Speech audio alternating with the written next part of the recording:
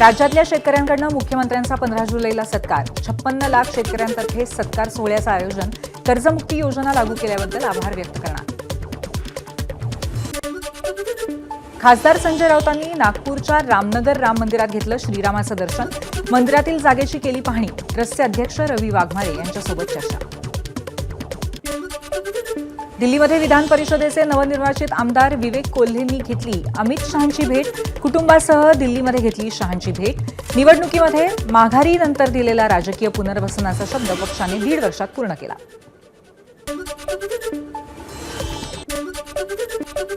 नाशिकच्या मनमाड नांदगाव आगारामध्ये 10 नव्या बसेस. आमदार सुहास कांदेंच्या हस्ते लोकार्पण सोहळा.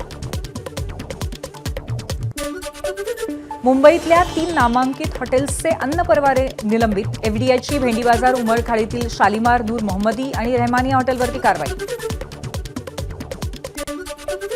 समाज कल्याणाच्या 6 बोगस वसतिगृहांना कोट्यावधींचं अनुदान. कॅटच्या अहवालामध्ये मोठा गोंधळ उघड. कागदोपत्री विद्यार्थी दाखवून कोट्यावधींचं अनुदान उचललं. जालन्यातील 4 वसतिगृहांची मान्यता रद्द. रमेश म्हात्रेला 50,000च्या जात मुचलक्यावरती जामीन मंजूर, तर इतर 3 आरोपी न्यायालयीन कोठडीत. ठाण्यातला ओसवाल पार्कचा जाहिरात फलक कोसळला. महापालिकेची कारवाई.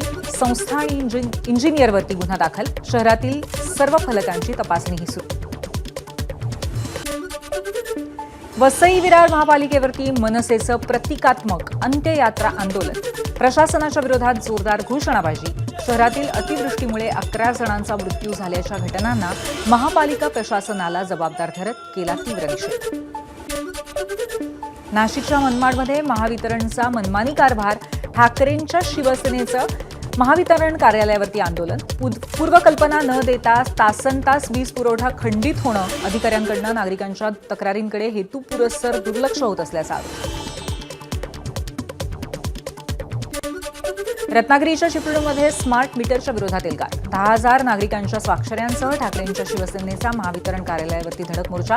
स्मार्ट मीटरचा निर्णय जनतेच्या हिताविरोधात असल्याचा आंदोलकांचा आरोप.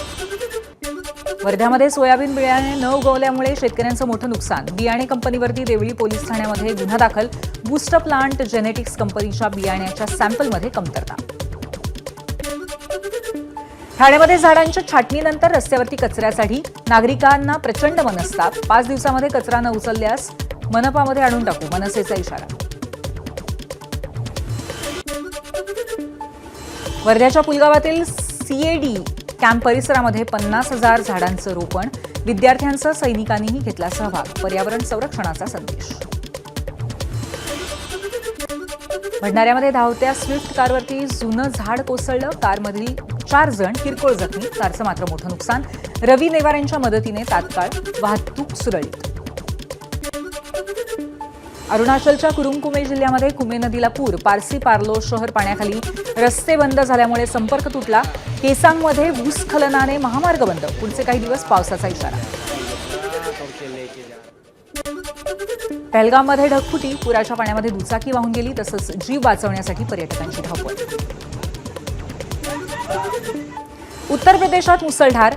बागपतमधील हिंडन नदीच्या पातळीमध्ये मोठी वाढ. शेतीत पाणी शिरल्यामुळे शेतकरी संकटात. आसाम राज्यातही मुसळधार. चिरांगमधील बुरीसुता नदीच्या पाणी पातळीमध्ये वाढ. बिजॉयपूर गावामध्ये पूरस्थिती, त्यामुळे जनजीवन विस्कळीत.